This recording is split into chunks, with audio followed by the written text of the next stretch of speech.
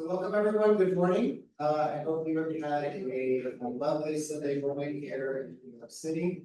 I know the President's Council is coming in for their breakfast, so welcome. Before we begin Crossroads proper, I want to share the preliminary results from yesterday's AE Assembly Business Meeting. First, the National Ethical Service Report passes. The Human Rights Resolution passes. The Northeast, yeah, cheer up. The Northeast Indiana Ethical Humanist Full Fellowship passes. The FY27 budget package passes. Of the bylaws to reduce complexity and move committee descriptions passes. The role of chaplains and the certification of chaplains passes. The effects and consequences of a member organization vacating its seat on the board passes. To align commencement of officer terms with their election passes. To make society apportionments voluntary does not pass. And we are still evaluating the ranked choice results of the affiliate amendments, but as of this time, to clarify the non-voting status of affiliate organization passes and to give voting status passes. So welcome to the National Ethical Service, who now is entitled to a role on the board, a voting role. And also, last but very much not least, the board officer elections elected to 2-year terms. Tom Castelnuovo as treasurer. And Condra Sears as vice president. So these results are the outcome of more than a year of intentional inquiry, mutual respect, and the shared work of eliciting the best in one another. And of meetings, and meetings, and meetings, and meetings.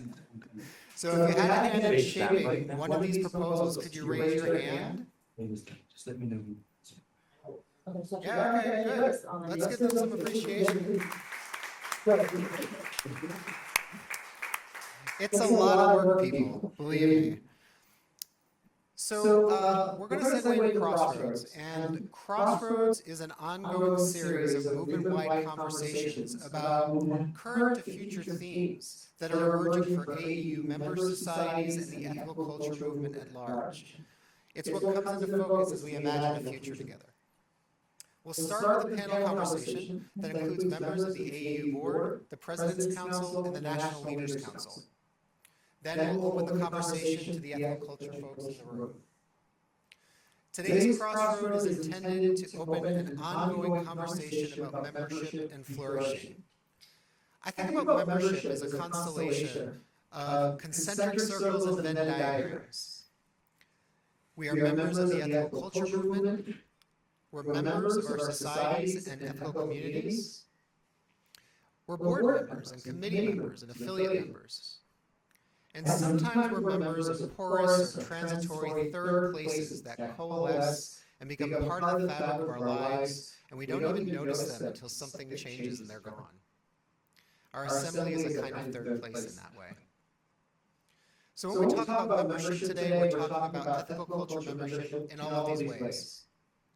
And at yesterday's business meeting, we talked about budgeting, apportionment, and an endowment.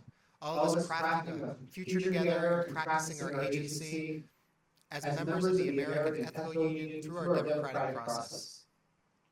How we invest, leverage, and share our resources for collective flourishing is one aspect of membership. Perhaps the most conspicuous and immediate aspects as we decide how to rebuild and support the services that we need for our societies and for the movement. Membership is also about belonging. What does it mean to belong in ethical culture? And as we discern and look toward the future, what would it look like or feel like for us to flourish together? And that's what this Crossroads is about. What does our early imagination of the crossroads of ethical culture and flourishing look like today? So I'm going to introduce, I'm going to ask the panelists to introduce themselves. And we're going to start at the far end of the table. And would you give your name, your pronouns, and your society? and then the name of your group and the role of your group. And just tell us what your group does within ethical culture and the American Ethical Union, and we'll go into your top priorities after that introduction. So, Randy, would you kick us off? Can you use the microphone?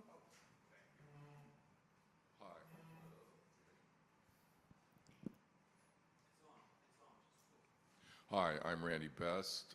My pronouns are he, him. I am the president of the National Leaders Council, and that is the body of certified AAU leaders. And I'm also chair of the leadership committee, which offers training to lay members as well as training to certify leaders. Good morning. My name is Louise Jett. My pronouns are she and her. I fall into a lot of the sections of the Venn diagram that Greg mentioned. I do sit on the National Leaders Council and also the Communications Committee and the Leadership Committee. And we are doing so many exciting things. It was awesome to welcome Dr. Sharon to the team and just, yeah, lots of stuff we can talk about. Hi, Tom Casanova from the Brooklyn Society. I believe in clear delineations, not Venn diagrams. I am chair of the long-term fundraising committee. We got to go ahead and build an endowment. I'm chair of the ethical action committee. We had a great presentation yesterday, and I'll talk about next steps on that. And apparently, I'm now the AEU treasurer.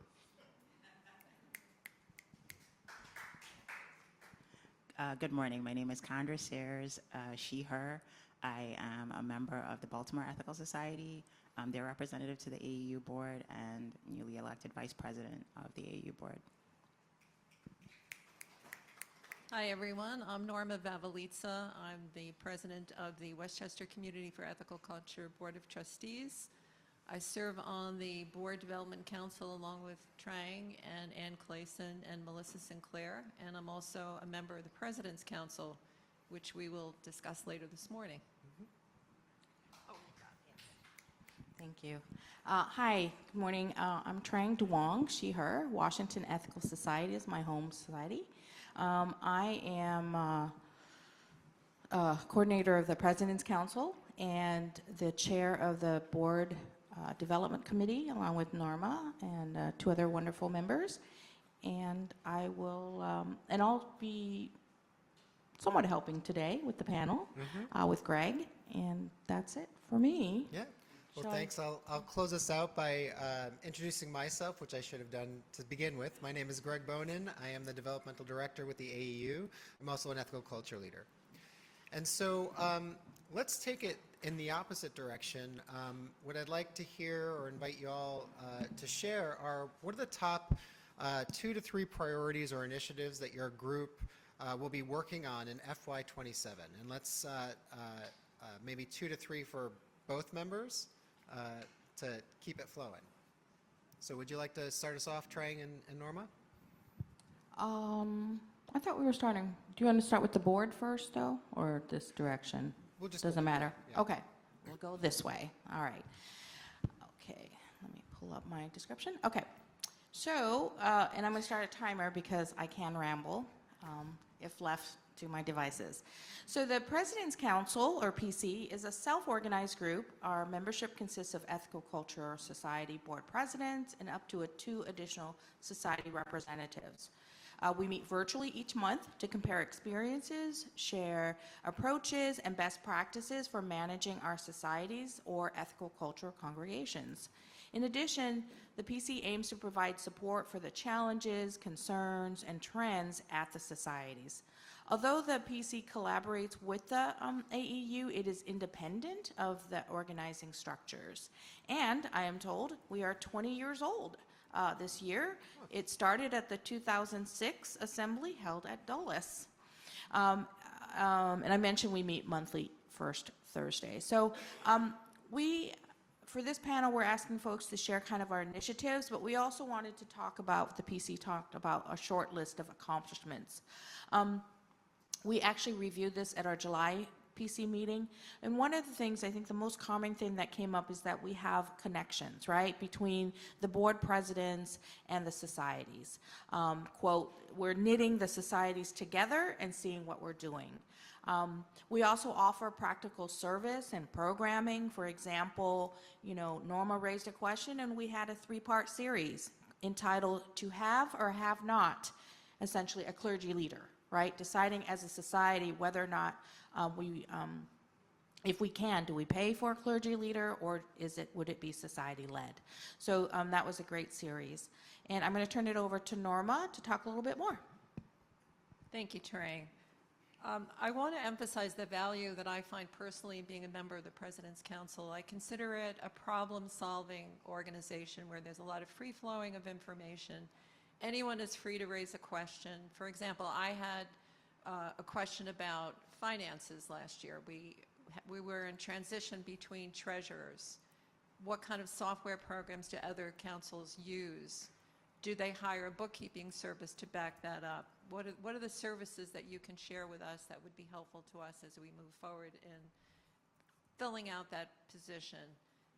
The sharing level is extremely generous. Everyone is very open, willing to share the problems and the problem solving. So I found that personally to be a really wonderful experience, and it continues to be so. And then just getting to know each other, supporting each other's goals is critical. And I think it's also a way for the AEU itself to funnel up information to us. We often hear about events that are being promoted through the AEU. We were very aware of assembly, programs as they were developed during the early part of the spring. And it's a way for us to communicate back to the AEU. So for me personally, it's very helpful, and I'm sure those of us who are on the council in this room would agree with me. I think it's an essential part of how we operate and how we bring our communities forward. Back to you. Back to me, thank you. In terms of initiatives for FY27, we also talked about this at our meeting, and we share, like we mentioned, a lot of best practices about what we do at the societies, and we really look at the fact that, we have societies of different sizes, so that will alter the scale of what we accomplish and what we do, right? But one thing is, all our boards have bylaws, so we ask, can you share your bylaws? Because we're updating ours. So the idea is we actually do have a Google Drive, but to update it and maintain it so that we can share these important documents among us. Those it could include, like I mentioned, the bylaws, HR documents, resolutions of individual societies on social justice or actions, conflict interest or conflict of interest for board members, so on. The other question that was raised is actually, if you read the bylaws, we are not in the bylaws, the President's Council, although we are an integral part, I believe, of the AEU. So what would that mean if we were in the bylaws? How would that change our role? Would we want to be bound by, possible restrictions of the bylaws? So that's something that we're going to have more discussion on. And then we have lots of topics for discussion. Like challenges, what works, what doesn't work. If you saw Fish's workshop yesterday, attracting new members, right? Like young people. How does funding work? How do we promote ourselves and get our name out there? Social action, committee structures. It's a lot of topics. Sometimes, because I've been doing it for several years, we repeat topics because they're so important, and things will change over time. And I will stop there. Thanks. And we'll move on to the board. There you go.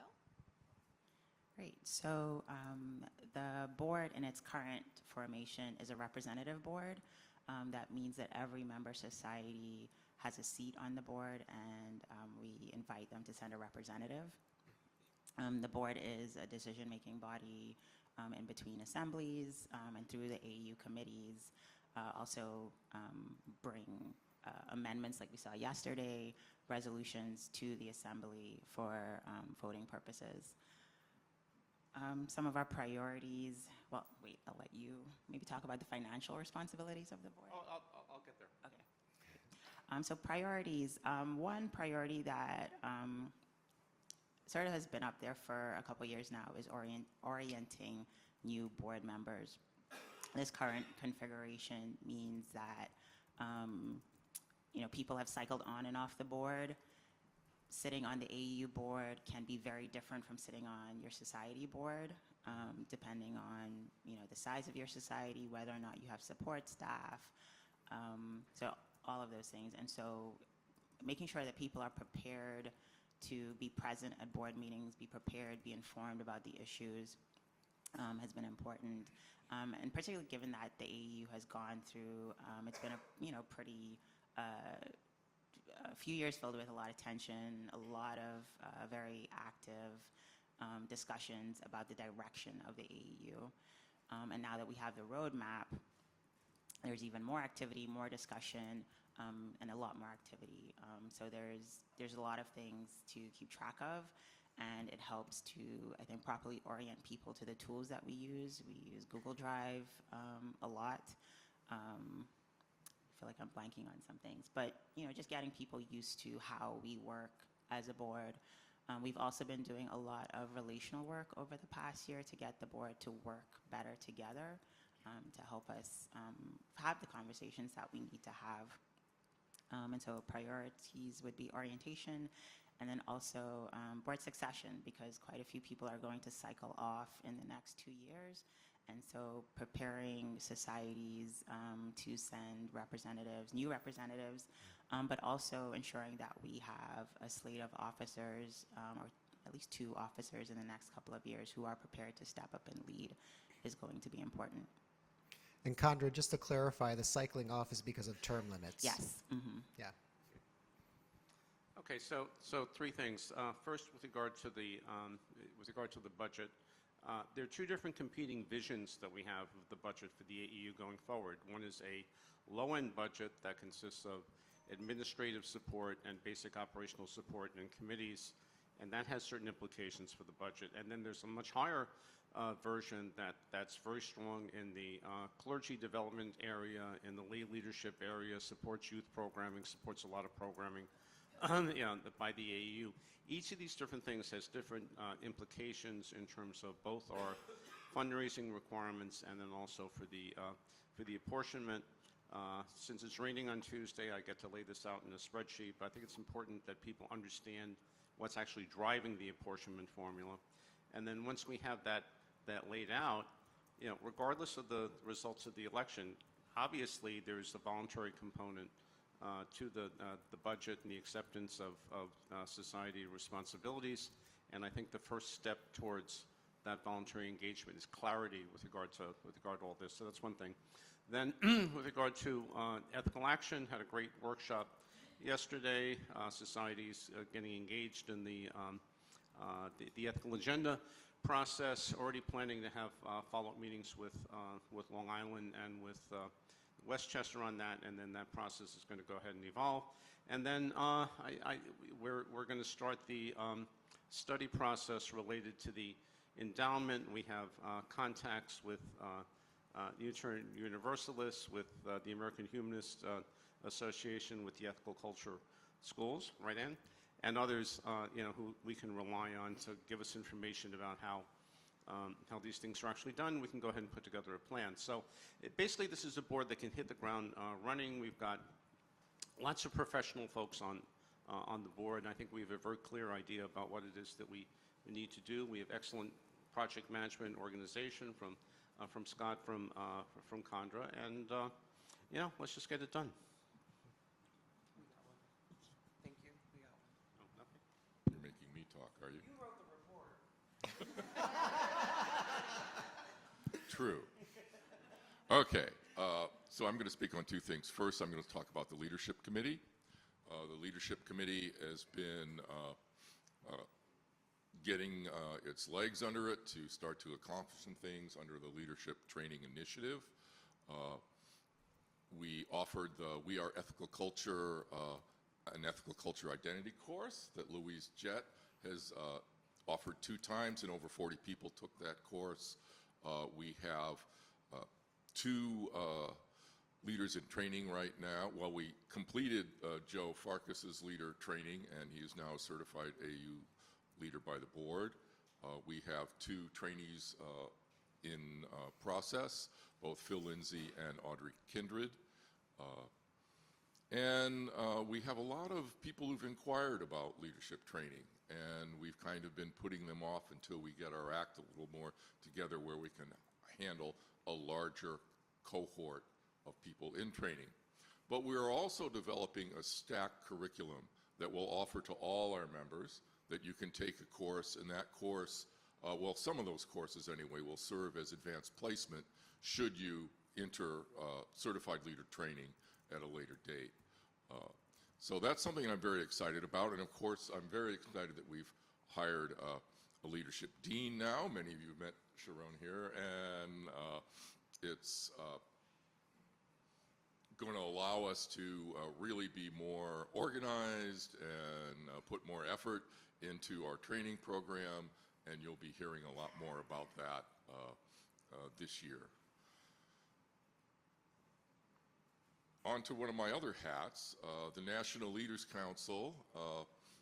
We have been working with a consultant to sort of do in-search about who we are, where we want to go, who we want to be as a body. And the result of that is we're moving to make the National Leaders Council more professional, more of a professional organization with requirements such as continuing education, so that you just, before it was once you were certified, that was it, and you're a leader forever. And that's probably, nothing wrong with that. But we also want to have leaders who commit to continuing education, make a signed commitment to our code of conduct, and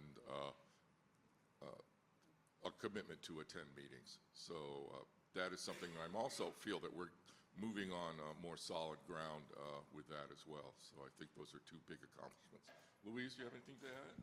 I would just want to say what a joy it has been to teach the We Are Ethical Culture course. We've had 3 synchronous sections on Zoom, and there is an online self-paced version that any of you can experience and sign up for. We want to continue offering it, and it's had a great response. And it was especially joyful to meet some of the people who participated in the course at the assembly.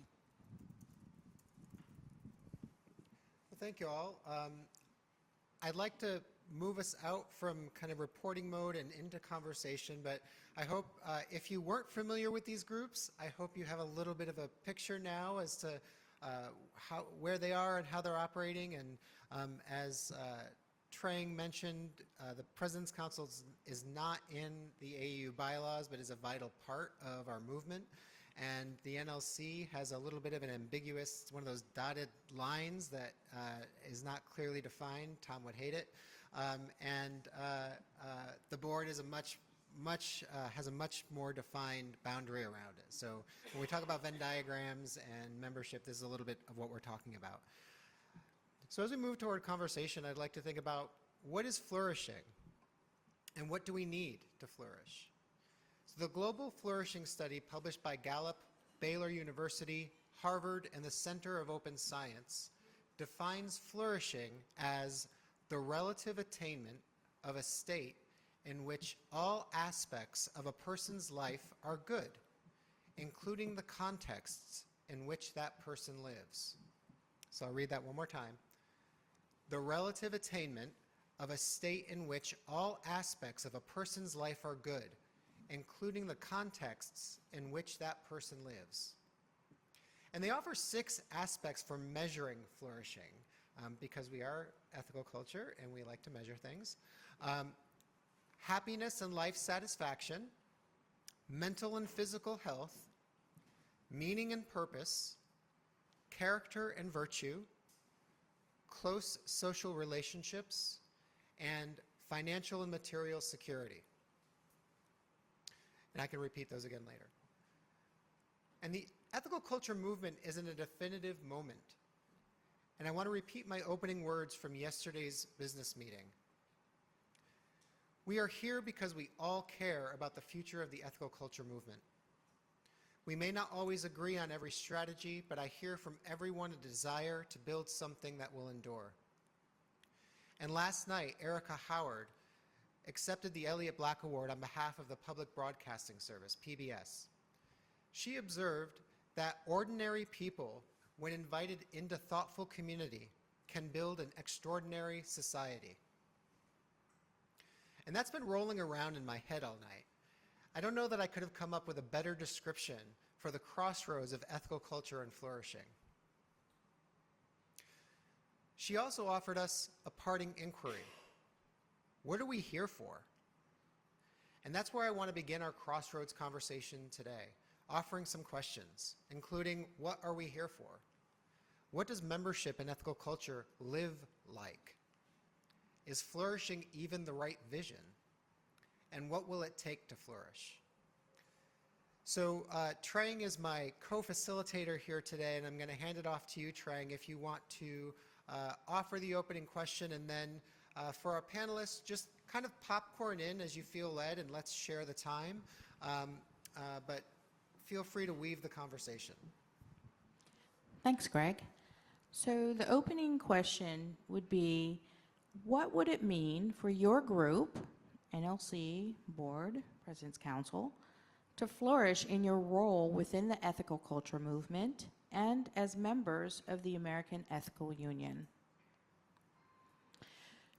So give you a second or two to think about that. And anyone who wants to start, just let me know. I would say I think we're at a point where we can increase staffing. So we just hired a dean, but there have long been demands for more programs from the AEU. And I think with all of the work that's been done over the past year, we are getting to a point where certainly our developmental director, Greg, needs more support. But we're doing more, and we're ready to do even more. And you cannot do that with just volunteer efforts. So increasing either contractual staff or full-time staff, I think would help bring more of the board's goals to fruition. And for the NLC, I think we need to continue to connect. We had a great meeting at Assembly this week, and it's become truly collaborative. We are envisioning what reprofessionalization looks like for the body, how we can better support each other, how we can invest in one another with the continuing education. And I don't see it as burden or hurdles to jump over. I see it as the AEU investing in me and supporting me in the same way that I want to invest in and support the movement. And for the Leadership Committee and the Leadership Training Initiative,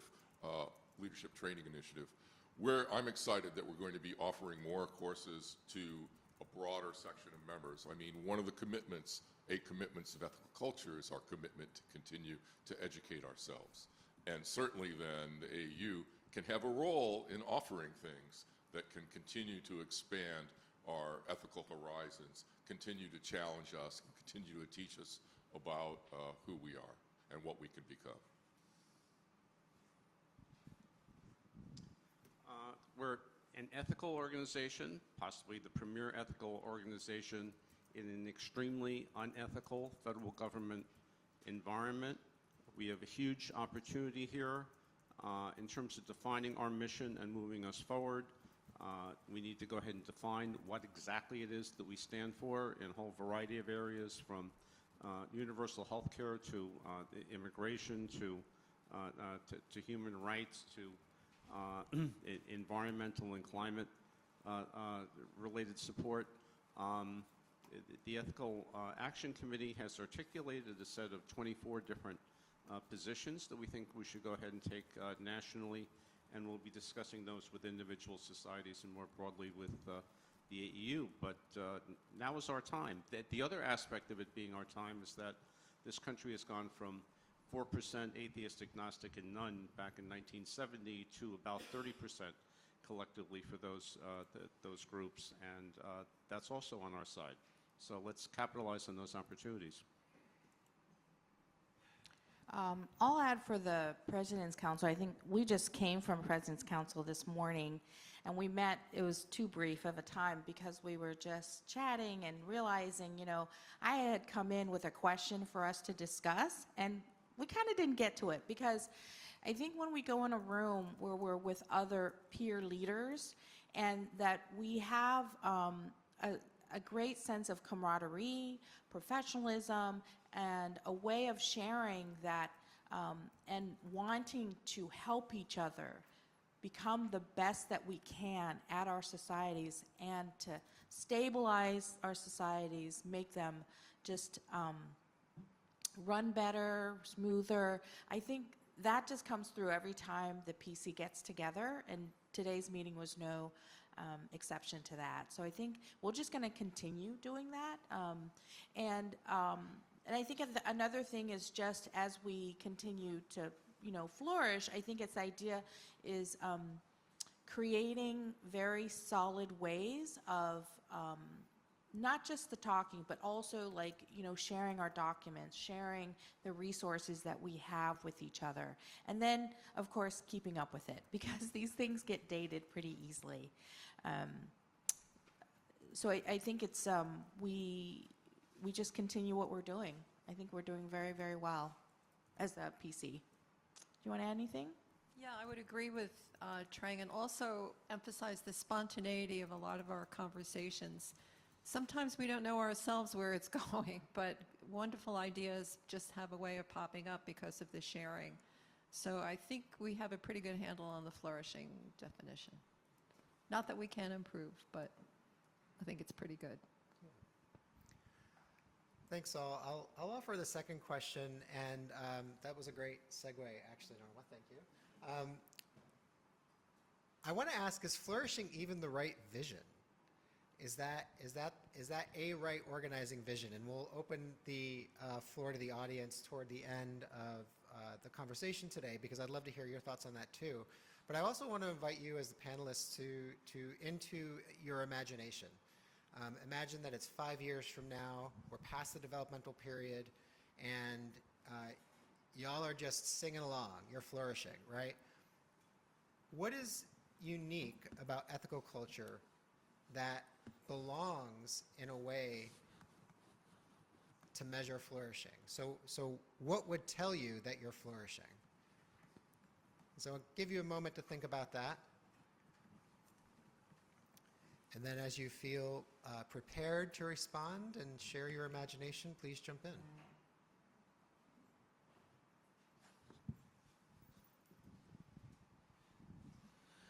The Chicago Circle invited me to come speak, and a question that was posed is, what do we owe each other? And I thought so deeply about it. When I write a platform, I become so obsessive. Octavia Butler said a good obsession will save you sometimes, and I like to throw myself into a topic. And I thought very hard about what do we truly owe each other, and I absolutely landed on human flourishing. And that's what I talked about. Not just surviving, but flourishing and thriving and meeting all those criteria that Greg talked about. And as human beings, we are worthy of that. And as a movement, I think we're in a unique position to honor the dignity and worth of every person, to see the humanity in each other when we are being told to look away from it. And I think ethical culture is the place for flourishing. If we're not the place for flourishing, I don't know where that place would exist. And another thing that makes us unique is, you know, as a non-theistic human being who lives in a very rural Christian area, ethical culture gave me the language that I needed to explain my values, to connect with people who don't believe the things that I believe. And one of the most important things I've learned on my ethical culture journey is that what we believe is a lot less important than how we treat each other. So I absolutely think that this is the place for flourishing, and it is one of my reasons for being here. Thanks, Louise. I think one measure of flourishing that I would like to see is to have more members engaged in study with each other and the courses that we will be offering, to have that is something that is a bedrock that provides a commonality, provides a connection to each other, and then gives us the strength then to reach out into the larger community and engage in social justice action as well as actions to make the world a better place. So I have some human characteristics. I've read Parable of the Sower. I'm looking forward to going to a Yankee Guardians game with Cherry at some point. But that's not my role on this board. So on this board, I think it'd be useful for the AEU to develop performance metrics. We did that at BSEC with regard to facility utilization and membership and sort of the parameters. We should identify those metrics that are most relevant to what we consider to be a flourishing AEU in terms of the services that we provide, the level of membership, the different complaints that people have, what have you. But I think some numbers to go ahead and back up where we are in the flourishing spectrum would be useful.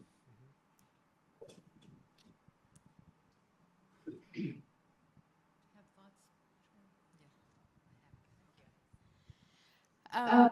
I think it's I remember at a platform it was a while ago, a platform at West, and one of the questions that came up is about joy, right? And sometimes in meeting after meeting after meeting, we may not necessarily think about or feel joy, but I think that's one of the things that I think is important, and I think flourishing helps us come to that joy. And I don't mean necessarily in a touchy-feely way, but I think ultimately it is about the connection that we have with each other.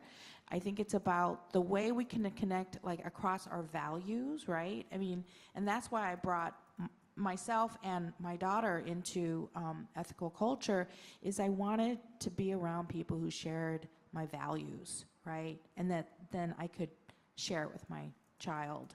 And so I really like that idea of flourishing, and that there are ways where we could measure that, Tom, but also just I think it's just also recognizing that ultimately it's the relationships that we have with each other that are very important.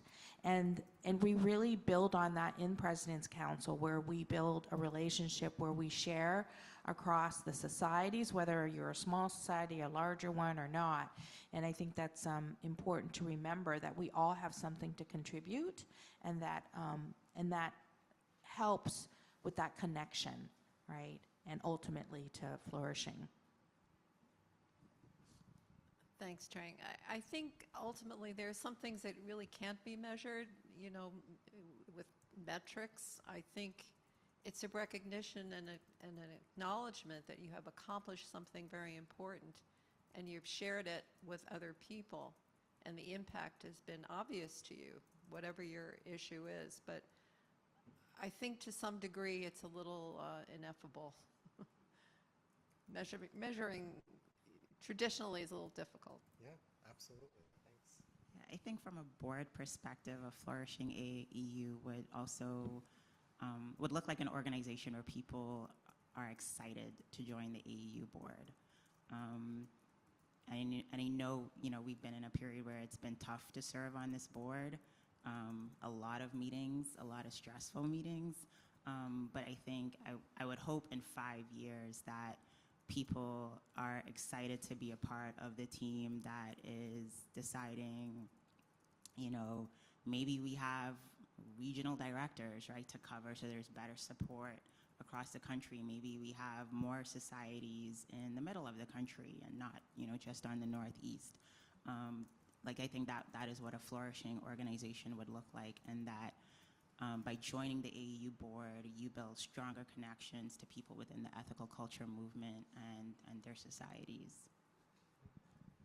And I think, to be more specifically for the President's Council, I think one of the great things is, like I said, we do a lot of information sharing, best practices for sure. That's my favorite word, best practices, because why reinvent the wheel, right? I mean, you've probably done it at one society. It can be transferred to another one, modified maybe based on the size, the region, and such of that society. but also I think eventually it would be great to have some sort of mentorship program of presidents who've been around a while, been around the block a while, to those who are just coming in, right, as presidents. I think ultimately, I think that's a way, again, of sharing, of connection, and of keeping the practices, right? And it's not to say, we have to adapt with the times, right? It's like, a website is great, but it's static. We have to think about spreading out, Facebook, Instagram. And so it's that idea of like constantly changing, and yet kind of the fundamentals are the same. And having a mentoring program, I think, would be great for the PC. Trang, do you have a question you want to offer, or would you like me to offer another question? Okay. So trying to distill down from our imagination here that in August and September, so y'all might know that we have some institutional guidance through the developmental plan, which names institutional priorities for the board and institutional priorities for my role as the developmental director. And then we have the 3-year stabilizing plan, which is more of a financial roadmap and outline. And we have the roadmap. And all of those come from you. They come from our societies. They come from our societies through your work as representatives on the board. That is the pipeline. And we are in the first year of the developmental period. It is planned out as a 3-year period, and then we will look at transitioning out of that period. But in August and September, so next month, of the next 2 months, we're going to be going into a kind of strategic period where we will talk with the board, committees, and other stakeholders about revising our institutional guidance, revising our priorities if needed, updating the roadmap, updating the 3-year stabilization plan according to the assembly outcomes, and then according to that strategic period. So all that said, I'm wondering from these groups here, some who are in the bylaws and some who are not, but some very vital connections, what would members of your group like to see the AEU prioritize in FY27, and why? And that why is really important, because that's what starts to connect us to our imagination here.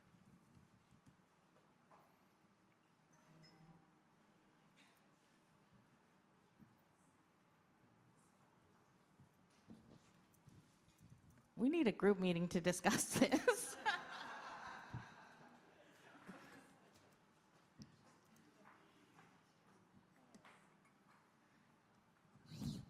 Go ahead. All right, so yeah, the things we're working on. I think we need to have a clear budget, a clear understanding of apportionment, a clear understanding of alternatives, a clear path forward with regard to addressing our financial concerns. I think, we need to make sure that the budget and our budget planning meshes with the roadmap and with the strategic planning process. I think there's been a bit of a disconnect between the roadmap and the financial aspects of it at the appropriate level of detail, and I think we can work those out. And then, yeah, let's move forward with regard to the endowment. There are clear steps we can go ahead and follow with regard to that, and very excited to move forward with regard to the ethical agenda and helping to define the positions that I think we need to take as an organization in the current climate. So, still sticking with those 3 things. Mm-hmm.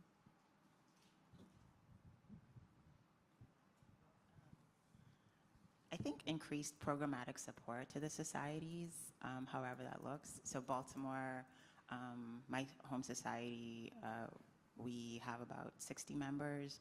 We no longer have an ethical education program for kids. We don't have any young families in our organization, but there's still a desire to have that sort of outreach in some way, right? So I could see a case where the AEU can provide some sort of, either what type of programming to put on that would cater to families, or like more direct support in that regard. And then I would also like us to have like a bigger like social media presence. So we are educating people about what ethical culture is, as somebody who regularly doom scrolls on Instagram and TikTok.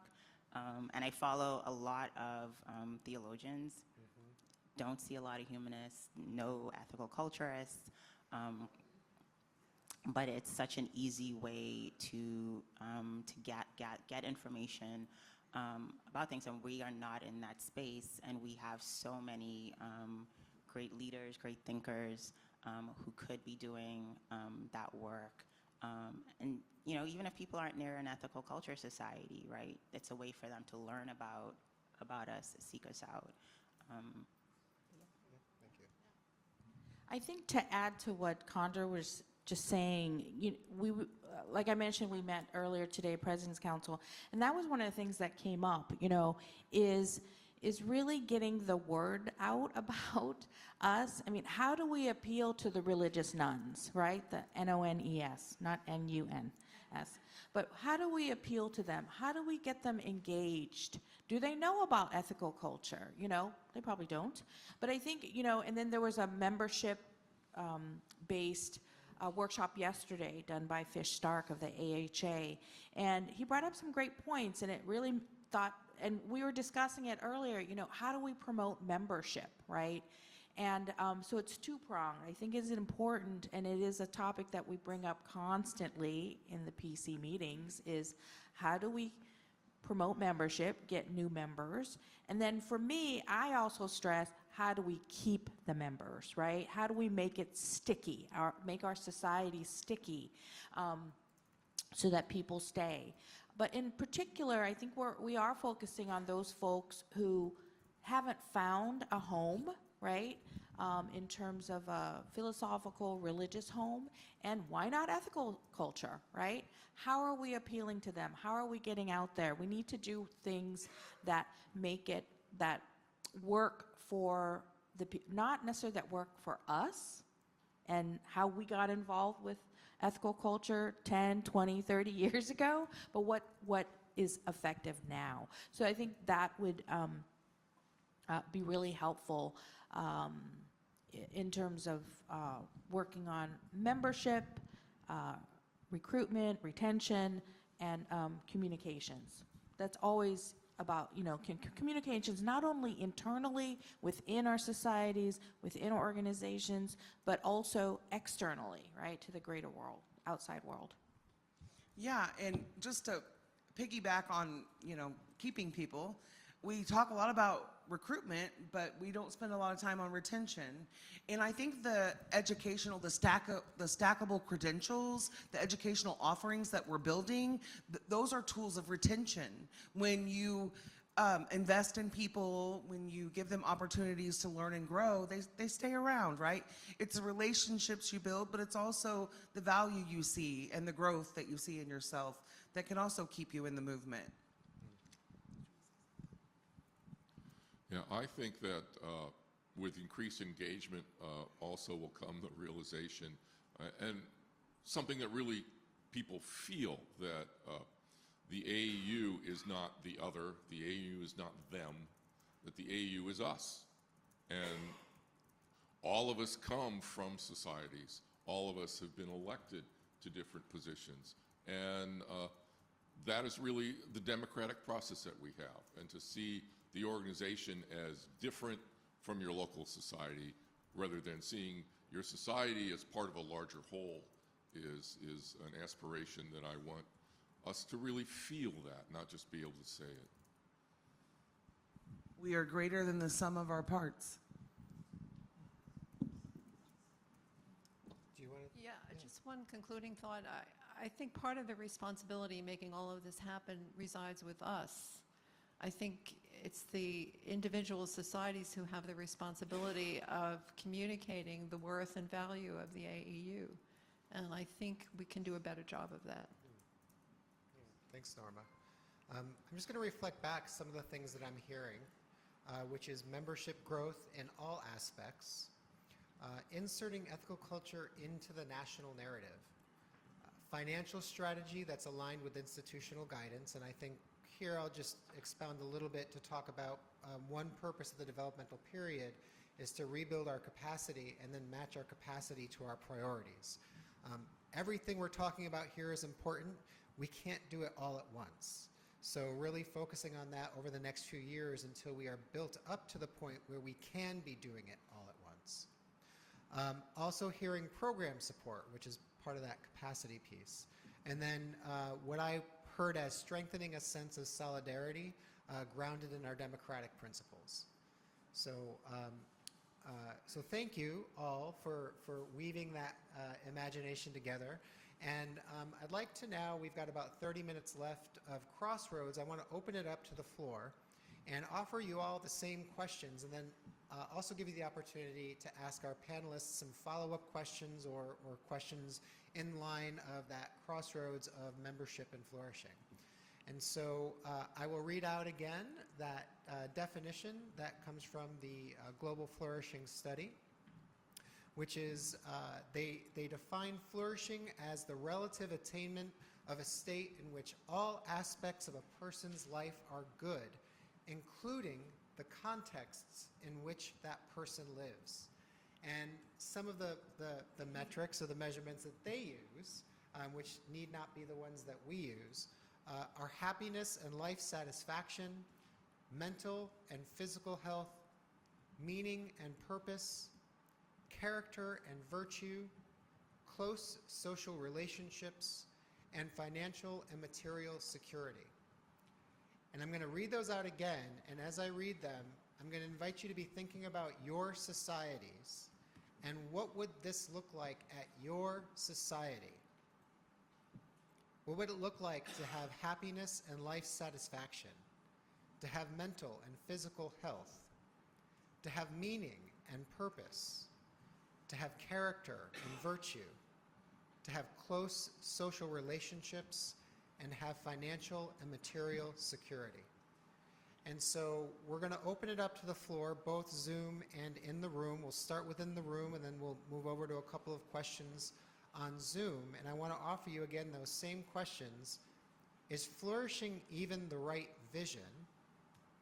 And what would tell us that we're flourishing? What would tell your society that we're flourishing? And so I see Ahoud, and then I see Clark. Okay, wow, okay. Train, can you help me stack? Yes. Okay. And can we get a runner volunteer? Oh, Emily, as always, jumping in. So Emily, could you bring the mic to Ahoud, and then I saw Clark next, then we'll go to Zoom and come back. And I see, I know your name. Dan Hoffman, thank you. And Maura and Fred. Okay, so we'll stack you after we go to Zoom and come back. Okay. So Ahoud? Yeah, and just make sure name and society. Ahoud Bata, Westchester Society. My observation on the flourishing part is that I believe I can talk about myself personally, that I am flourishing in this community, but I strongly think that flourishing defies the purpose of our organization if it exists, meaning that I see us flourishing once we achieve our goals and our mission. And especially in the current environment, I don't see that happening. It's not that I'm giving up hope, but I think that it is what's driving us to work more towards flourishing and achieve satisfaction in achieving our mission. Thank you. I have a question. It's not about that. Should I say it now or another Is it a question for the panelists? Yes. Sure. My question is about the way we coordinate together as societies and as AEU. And please ignore my ignorance because I am relatively new. So if anything has been discussed and been decided not to tackle again, just tell me to shut up. I don't mind. So my observation is I see the AEU and the societies as a federal government and states.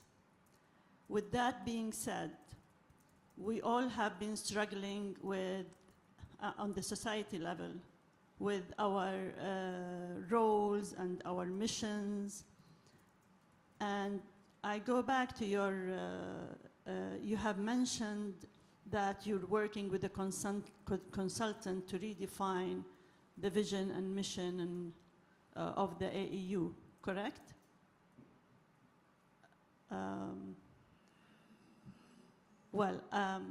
My question is, can we give a definition of purpose to all societies and make that a guideline for societies?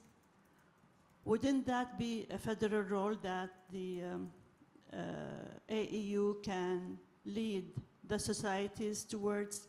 We can always, the AEU can always give societies the freedom of implementation and of like choosing their priorities as needed, but it's significantly help to give them some guidance in terms of their mission statements and the way they define and advertise themselves. Thank you, Ahud. And so just to maybe summarize the question, what kind of guidance can AU provide to our societies with regard to mission, vision, goals as a kind of organizing framework? Is that, yes, okay, great. Take it away, panelists. I think that's a tough one because, and I smile because our societies are so different, and they have such very different cultures. I agree with you. I think it would be helpful for societies, particularly societies that are struggling to do that for themselves. I think how the AEU would offer that guidance would definitely need to be carefully considered, and so it's not viewed as a very top-down imposition on societies. It's like, you know, here's a tool to use if you need it. Leave it if you don't.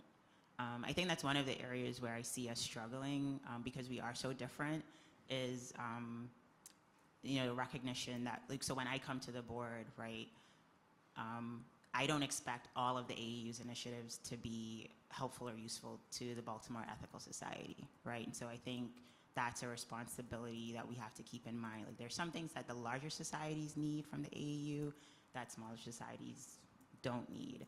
And I think something like that is, I think it would be very useful and very helpful because it can be time consuming and expensive to develop, you know, your mission, your purpose.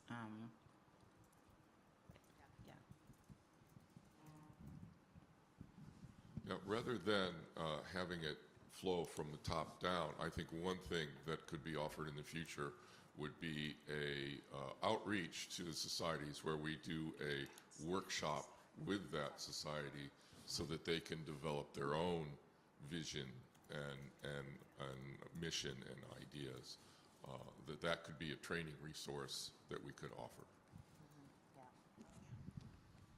Yeah, I agree. I think it's not a simple question, and I do think that it is something where,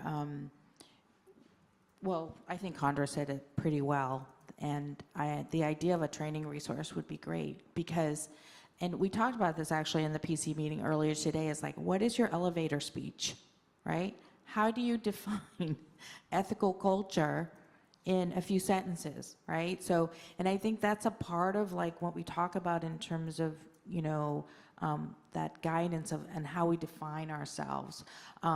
It is going to differ, but I think to have kind of a core understanding would be great.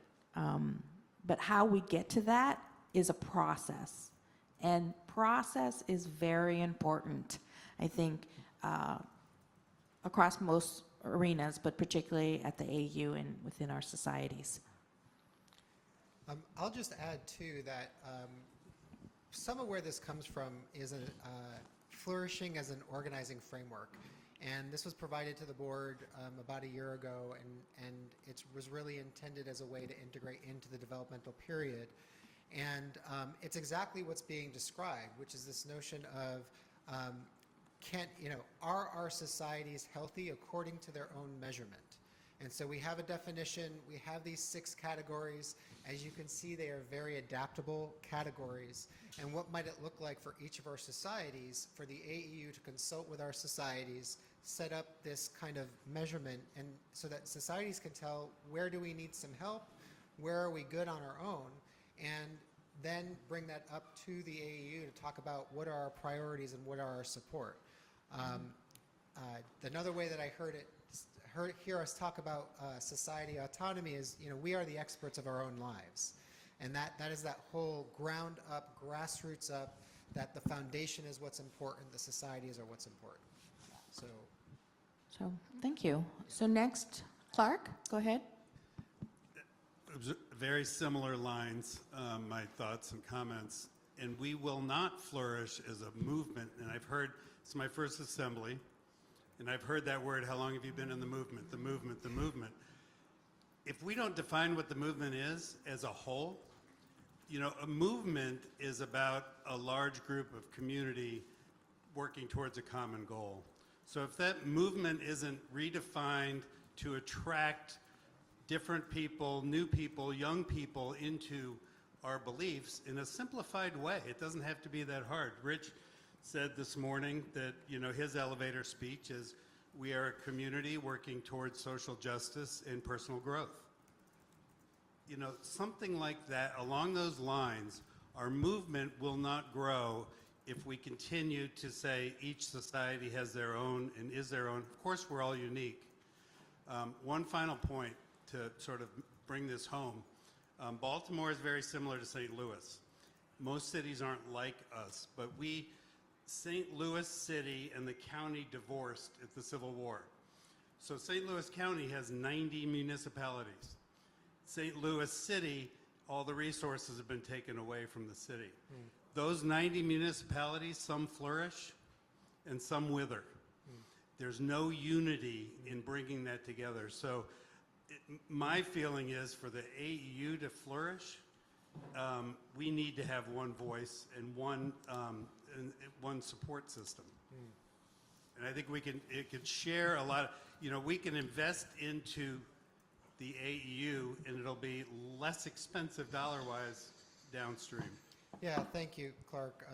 Some of the terms that we'll be talking about and the themes that we'll be talking about in the next year are coherence, right? And that's one way. Coherence and solidarity are one way to have harmony even if we're not in unison, right? So that's that distinction between one voice versus kind of homogeneity.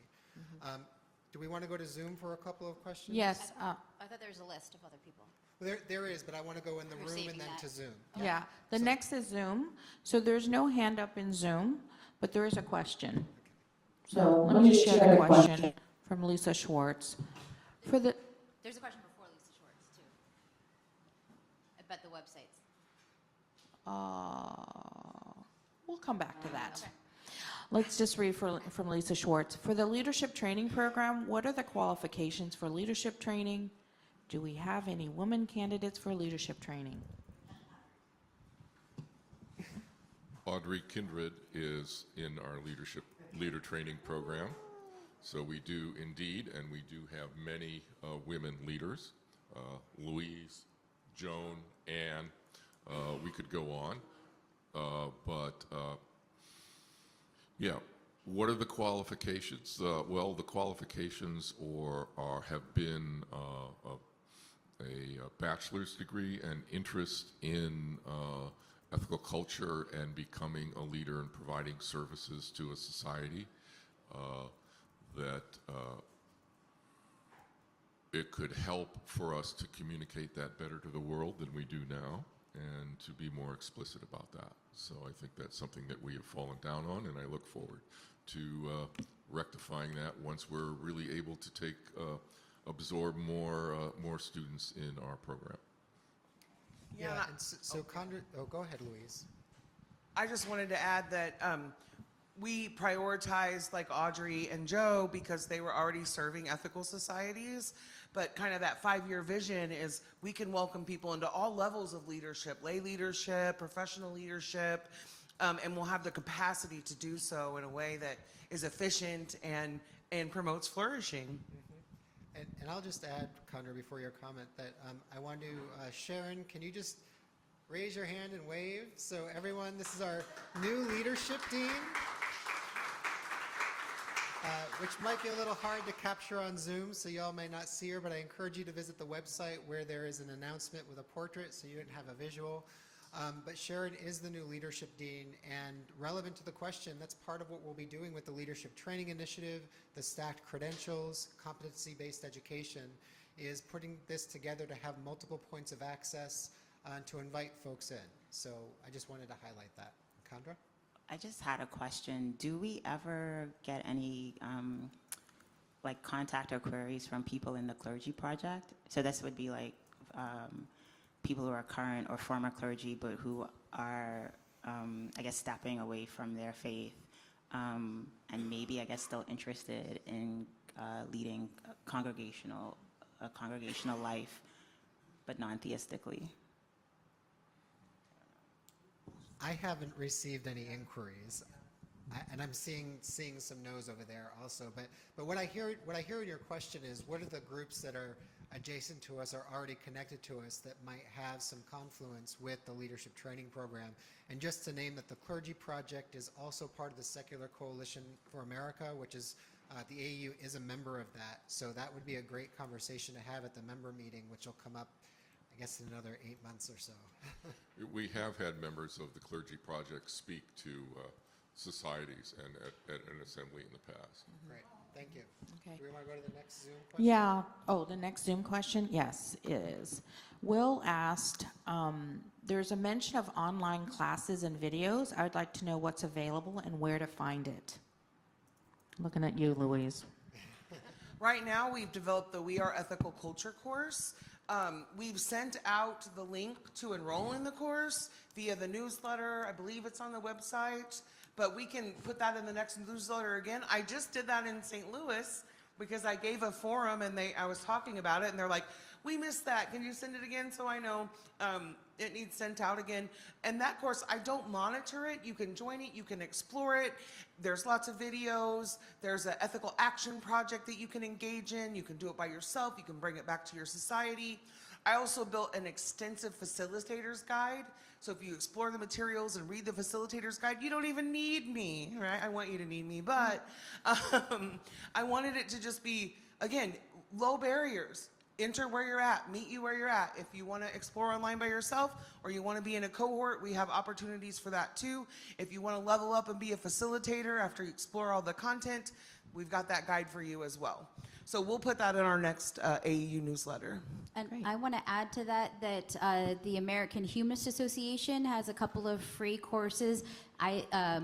Both by ethical culture folks, like a Family Life Passages by Audrey and Anne, and also other courses that include ethical culture, like in the history and the humanist religions. So while, yes, it's great for AEU to give all the things, we also, in order to strengthen the movement and increase awareness, can be making sure that ethical culture is included in other places, like, you know, Joan, Ann, and I have been representatives for us at Parliament of the World's Religions. Randy has represented us with Humanists International. We're out in the world. Thanks, Emily. Thank you. So Next let's- person is Dan Hoffman. Thank you so much. Under flourishing, you mentioned character and virtue. The definition goes on, and this is very helpful for us. It means growing in kindness, patience, honesty, and strength. This is important. And we need to model that. You, as our board and our leadership, need to model not kindness just toward us, but kindness and patience toward each other. We want you to be role models in how you treat each other. There have been times in ethical culture where we have fallen into society's belief that if we disagree with somebody, that means there must be something wrong with their character, or maybe they're not as smart as us, or maybe they just need to be hipped to reality because they're ignorant. And we have to surrender that assumption when we speak to each other and how we treat each other. So what I want from you on the panel is to commit to treating each other with kindness and respect and giving each other the benefit of the doubt when you disagree, that you are all decent human beings who deserve your space to your own feelings. 100%, Dan. And those are values that I strive to live every day, everywhere that I am. And there are things that we can disagree about and still be in community with one another. Our differences are our strengths. And I can, to quote the St. Louis core values, I can learn from everyone. So, right, and we talked about this at dinner last night. There are some things that maybe we can't disagree on and still be in community together. So I do want to, hold that boundary, but those are far less than the things that we can disagree upon and still be in community and be friends and love one another. And I see you about to talk, Condra, and I'm going to make a request in addition to your comment, which is y'all may know that we are in both the NLC and the board have engaged in a developmental process. And so one outcome from that process that I have seen is increased trust. And so can you include that in your comment, Condra, to speak to your experience there? Yeah, sure. So a part of the work that the board has been doing, I guess we started last year or maybe a year and a half, a little, is doing that relational work because of the situations that the board had been through in the past few years. And so building those skills, learning how to be better listeners, working on exactly, assuming that we all want the same thing, right? The same goal. We might have different ideas about how to get there, but how to have those conversations respectfully, with kindness, and that is ongoing work and trying to change the board culture, and that takes time. And I will say from like a society perspective, like when you think about who you're sending to the board Development Committee that Trang and I think Norma also serve on has done a lot of work in, I think, giving people better expectations of what's required on a work level. And we're also trying to do a better job of helping people understand what's required on a cultural level, like building that board culture. Because we're not all going to agree on everything, right? But how do we have the conversations to get to a point where we have a shared understanding or can agree that this is the best way to move forward? And then once the board makes a decision, right, we all as board members stand by that decision, right? And so we are doing that work. And so I just want to do a time check. We've got about 10 minutes left for this conversation before we close ourselves out. So I saw a bunch of other hands shoot up, and Trang is monitoring the stack. But if you could please stand, we've got you on the stack here. But if you could keep your questions and comments succinct if possible. I know we don't often have an opportunity to talk like this. So Trang. Yeah, so next is Maura. Yeah. Maura Bright from Ethical Humanist Society of the Triangle, she, her. One quick comment was, defining the flourishing. And I have to say that it's been interesting seeing the different definitions of how you define it. And although Tom's idea of metrics often doesn't appeal to people, I think you can do metrics because part of the flourishing metrics is feedback from other people, would be what I would think. So they were all quite valid. My question is slightly different. When you talked about the atheists, agnostics, and nuns going from 4% to 20-something%, do you know the percentage of each within that group? Like how many of them are nuns, how many of them are atheists, and how many are agnostics? Tom may know that answer. Yeah, I think I made that point, and it was from Pew, and generally speaking, it's something like, 4, possibly 5%. Atheist, a similar number for agnostic, but then the much larger number are the nuns. And yeah, it's an interesting question about how to have an outreach to the nuns. But even if we get the atheists and agnostics involved, there are tens of millions of us around the country. And there are also I think, an awful lot of atheists and agnostics and nuns with hundreds of millions of dollars and billions of dollars, and we need to reach out to them. I don't know. Oh, I was going to say, if you were in Fish Stark's presentation yesterday, so they, and I think he's going to share the slides with us, but there was a lot of information that sort of addressed that question, like the breakdown. And part of the complexity in that is there are people who are atheists, like by definition, they do not believe in a God, but they would not use the word atheist, right? And so I think for us, that means like understanding how to communicate with people, like who we are, what we believe, in a way that doesn't make people, I don't know, defensive or disinterested in joining. But I think there's a lot of information out there that's AHA is willing to share with us in affiliated groups. Okay. Thank you. We're going to move on. Let me just do a quick Zoom question here. I think there's a lot of interest for the leaders. What do you see as the job prospects for future leaders? That's always a fun question.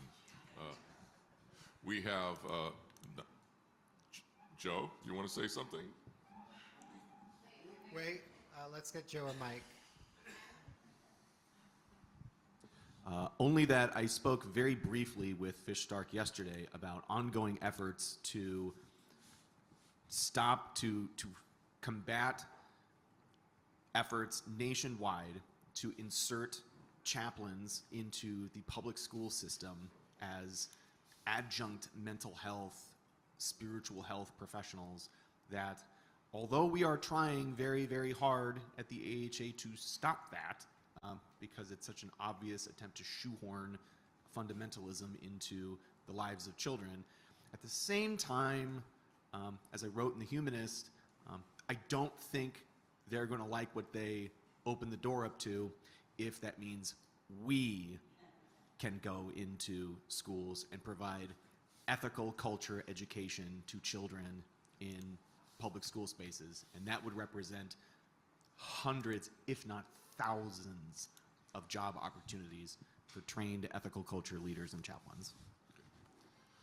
Given the limited number of ethical societies, there aren't a lot of opportunities for trained ethical culture leaders to ply their trade with a society. But there are other opportunities to contribute to the movement and to have service to society and other things where ethical culture leader training could be a big benefit to the person engaging in those activities. So we want to define it more broadly, but we also always have the hope that we will be expanding our numbers and expanding our societies, new societies, and that some of the societies that we have will evolve to the point where they might be interested in having an ethical culture leader. If we have better funding and endowments and things, we might be able to subsidize that and make that happen a little bit better. And one more addition to that is, because of the amendment that you all passed about the mention of chaplains in the bylaws, we have opened that up from not just mentioning healthcare to all the other institutions. Yeah. And thank you, Emily, for launching that amendment process. I'll say, too, that Sharon and I have been in early conversation that livelihoods for folks that have gone through ethical culture leader training need to be a major consideration as part of that training to ensure that it is something that is worthwhile for people to invest in. That it isn't just something that is secondary or something that is people who have access to a lot of leisure, but that it is a central core for income. We have societies that have hired UU ministers. I want to see some UU churches hire ethical culture leaders, right? So that's something that we've been thinking about and talking about. Steve, I'm looking at you. We started a little late. Are we good to go another 5 minutes over time? Thank you. Okay, go ahead, Trang, if you want to lead us to the next question. Okay, it's Fred who had the question. Yeah, I wanted to mention about flourishing.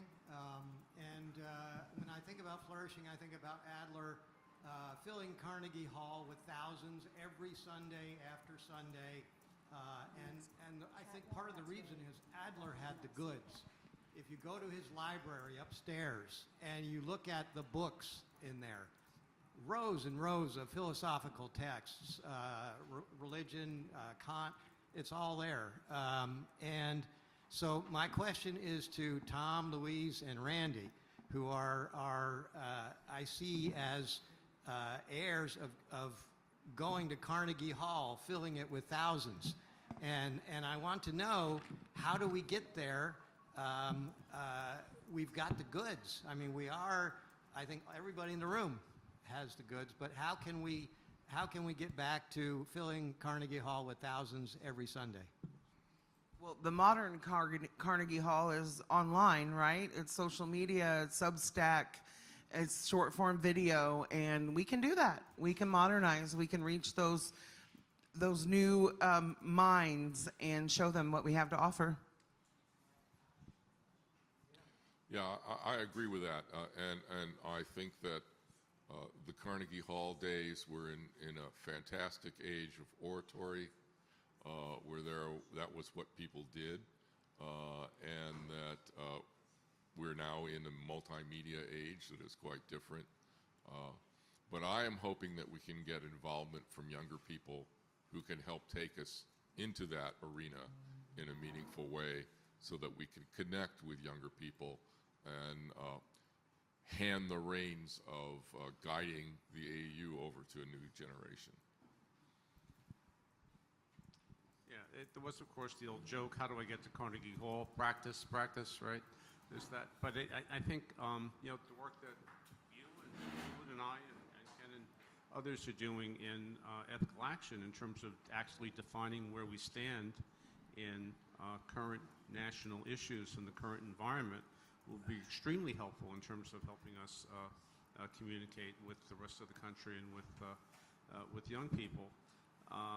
Question is, okay, I think we're far too democratic a group to go ahead and rely on some pseudo-charismatic leader like a Joel Osteen or something to, talk on our behalf. So we have to have some way to act collectively with a common voice without having to go ahead and rely on one individual. So we have time for probably just one, maybe two questions, and so go ahead in the room. Next is Stan. Go ahead, Stan. Yeah, I'm Stan, president of Philadelphia Ethical Society, and as a board member, I would like to remind people that the relationship between the AU and the individual societies is lateral, and that began March of last year when Carolyn Parker and I introduced a motion to make it that way, and it passed quite convincingly. So there's a misperception that it's top down. That's not true. And for my question as a society president, I'd like to see what you all think flourishing between the relationship of the AU and the individual societies will look like over the next few years. Panelists?